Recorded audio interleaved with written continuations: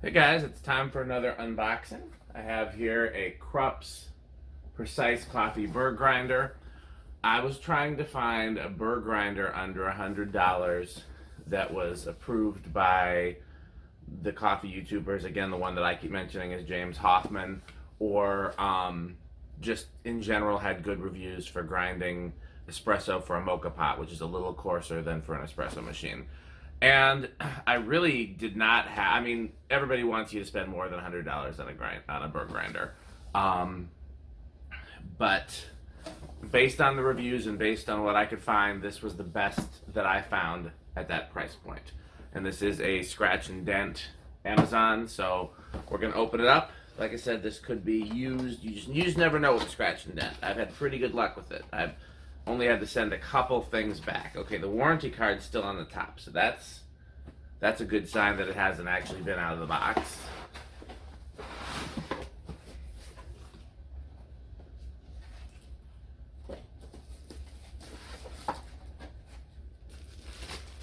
Still in the plastic, all of the plastic. Oh yeah, there's still plastic on it. I don't think this has ever been used.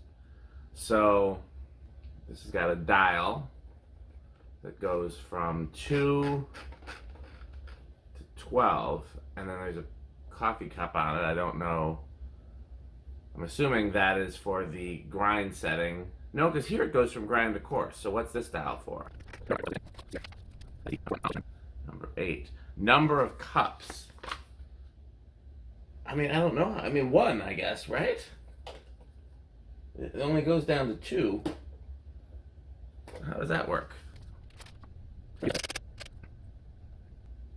So you fill the bean hopper to the level desired. Is there like a mark in here? No, just a max line. I don't understand, because I mean, however much I put in here is how much should come out of there. Why do I have to change the setting? I mean, I'm not going to be grinding a lot at once, so we're probably just going to put 2 on there. The more cups you select, the longer the appliance will run. Where is this? Oh, here we go. See practical hints. It is best to stir the coffee beans in a cool, dry place.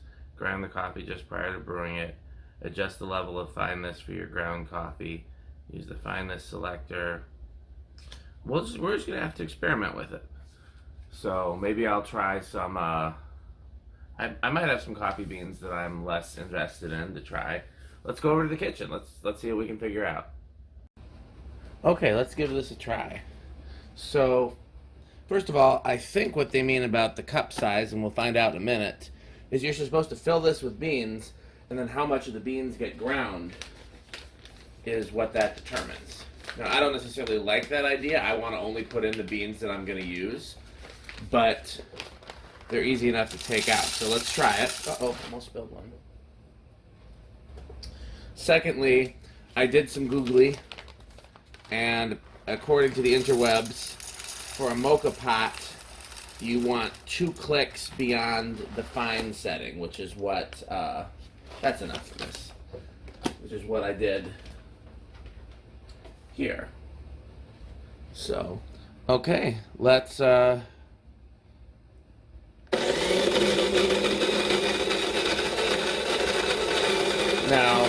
I have heard some complaints about grinders being noisy. I don't get it, because why would you expect it to be quiet? Okay, yeah, that seems to be what happened. It ground 2 cups, and the rest is still in there. So let's just take a look. How do you open this? Ooh, a little bit flew everywhere.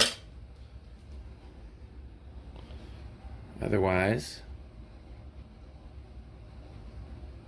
looks pretty good, right? Let's see if I can turn on. So let's just see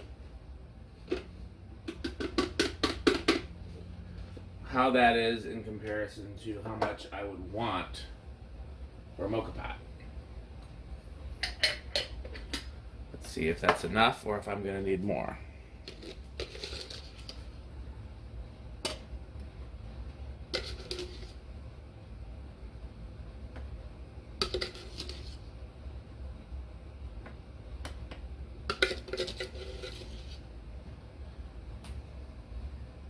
Looks like right around the amount I'm gonna need.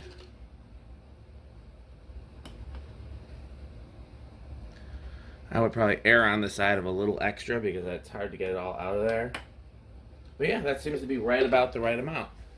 Okay, well, as someone who knows nothing about coffee grinders, this certainly works fine for me. I did also order a recommended hand grinder, and I will try that and we can compare the two. So, thanks for watching.